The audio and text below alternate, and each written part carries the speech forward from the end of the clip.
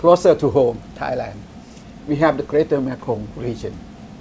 Here we have Myanmar, Laos, Cambodia, Vietnam, and beyond Yunnan, China.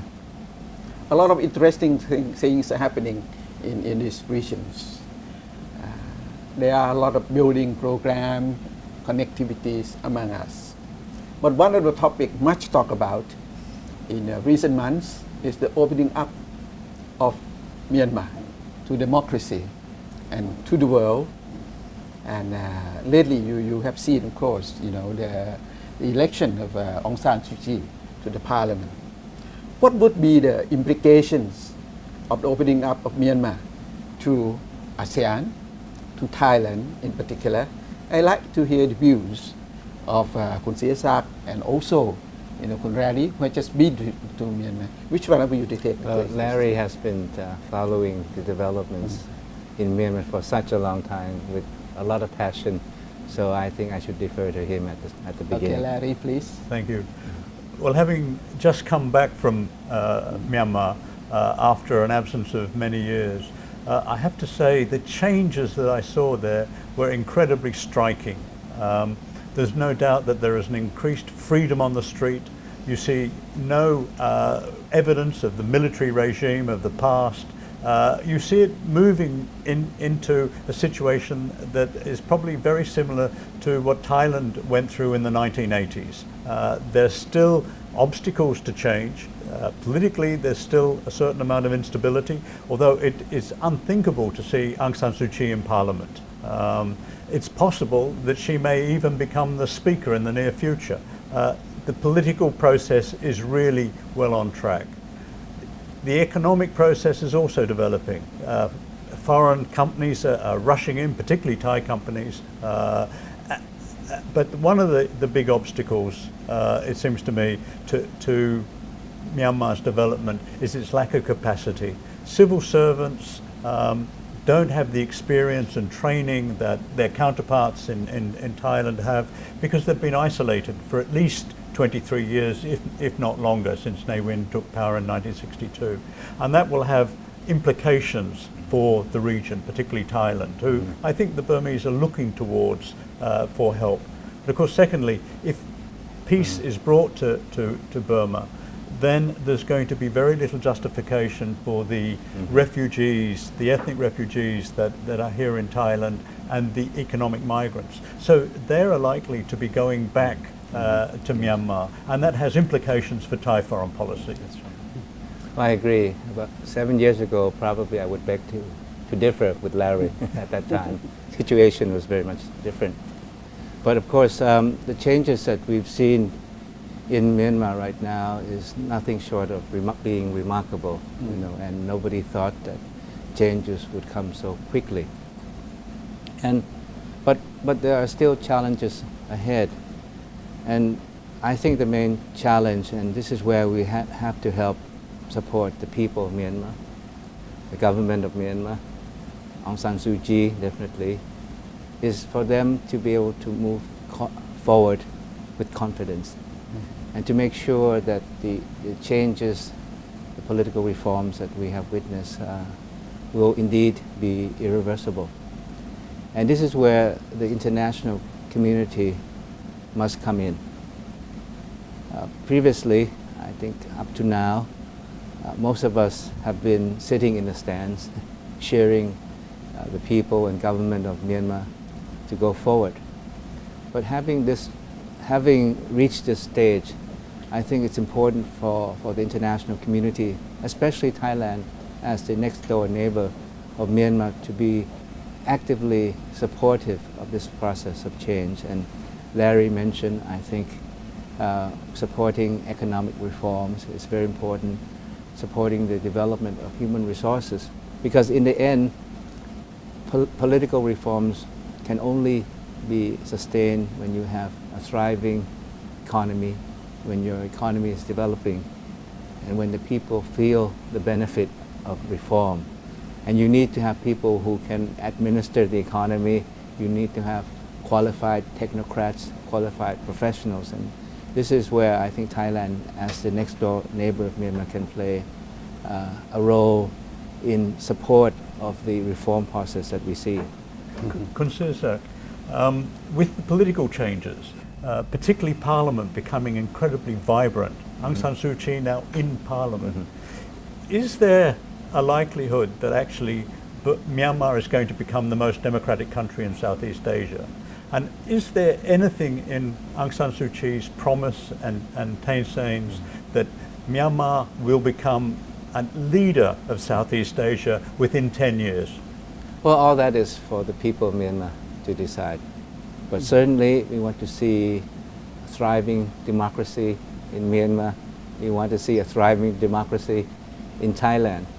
But I think what is important as Myanmar moves forward in its democratization is stability, because stability is important to Myanmar, the people of Myanmar, and also to Thailand, to neighbors of Myanmar. So we want to see this change moving forward irreversibly with stability.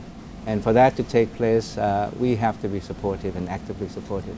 It seems that we have a lot of things to do as neighbor to Myanmar to help Myanmar. In particular, Myanmar is going to chair ASEAN, in 2015. And apart from that, you mentioned that the need for Myanmar to be stable. This is the most important for Myanmar to go forward. Stability in Myanmar, in my view, is based on two factors. One, whether the hardliners, in Myanmar would continue to agree to reform by Thein Sein.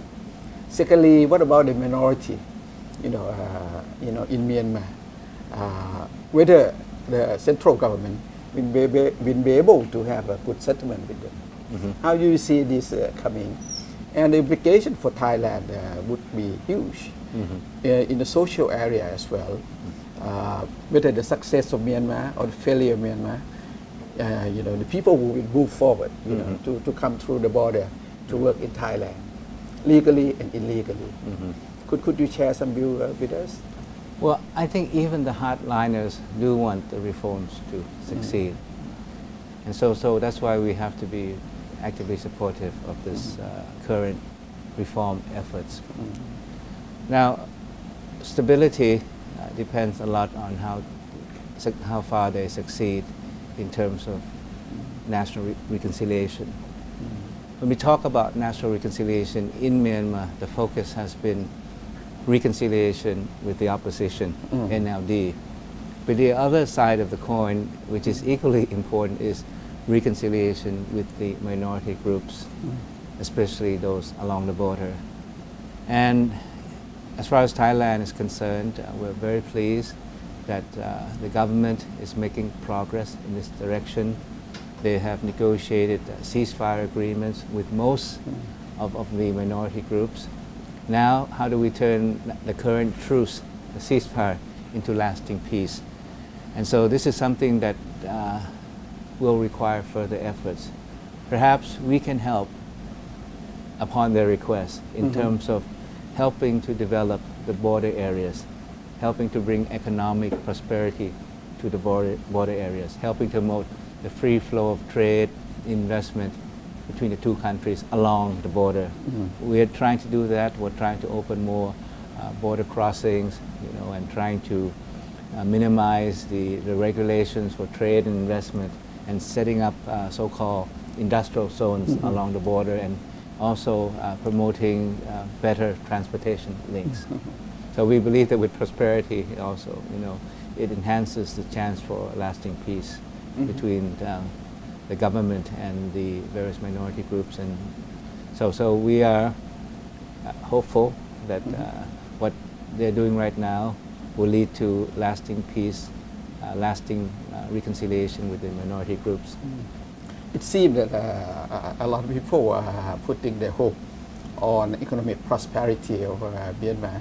And for Thailand, a lot of people want to invest in Myanmar, in particular in the deep sea port of Tawai. Could you say a few words on that, the future of that investment project? Well, it's not only Thai private sector. I think the international business community in many countries are very much interested in the potentials and the opportunities that Myanmar has to offer. It's a country rich in resources, a lot of potential opening up. But I think for us, we have to look at our economic ties with Myanmar in the long term. That means that we have to see that, ensure that our investment is not just being driven by profit motives alone. It really helps the economy of Myanmar to develop, create jobs for the people, and also bring more prosperity to Myanmar as a whole. Now, the Y project that you mentioned is important. It's a deep sea, it's a major project. It's a deep sea project, and it also involves the building of an industrial petrochemical complex. A Thai company has been given the concession, so the Thai government is strongly supportive of this project, and we're working with the government of Myanmar how to ensure that it moves forward. But this project, I think the significance of the project goes beyond promoting the economic development of Myanmar, because we call this project, we consider this project as part of the so-called Southern Economic Corridor. So the Tawai Deep Sea Port will link by road and rail, hopefully, with the deep sea port along the eastern seaboard of Thailand in Chonburi province, and then go on to Cambodia and then to Vietnam. The significance is that if we build roads and rail from the Tawai Deep Sea Port to the eastern seaboard, the deep sea port there, we will have established what we call the land bridge. So this will provide another route for commerce, for shipping, for trade, apart from the present route, which is going through the Straits of Malacca. So it has a lot of importance in terms of Myanmar's own economic development, and is of strategic importance for the region as a whole. On that happy note, I think that we, in ASEAN and also GMS, seem to have a lot of things going on, connectivities, and what is happening in this area seem to bode well for all of us. The opening up of China, the opening up of Myanmar, and also the prosperity of all the countries in the region, connectivity on the road, not only with Myanmar but with Laos, and together, as you mentioned, East-West corridor, Southeast, North-South corridors, and all that. And from what we have heard, today, it seems that Thailand is well positioned to meet the challenge of the period ahead under your leadership. Thank you very much for coming to share with us, your views. And Larry, thank you very much. With your expertise in these regions, you have indeed, given us, very important and also, deep thought, on the region. We've been, with that, we'd like to say goodbye. สวัสดีครับ